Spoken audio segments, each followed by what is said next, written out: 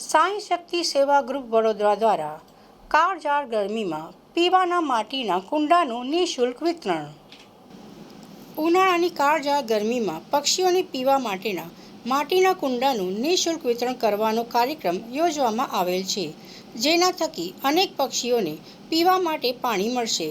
અમારા આ પ્રયાસથી અનેક લોકોના આંગણામાં પક્ષીઓનો કલરવ ગુંજી ઉઠશે।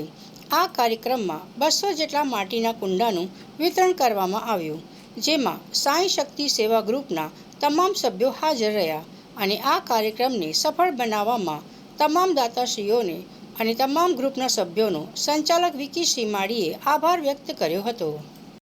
આજરોજ સાંઈ શક્તિ સેવા ગ્રુપ વડોદરા ખાતે અમારા સંગઠન દ્વારા મૂંગા પશુ પક્ષીઓને માટીના કુંડાનું વિતરણ કરવાનો પ્રોગ્રામ રાખેલો હતો।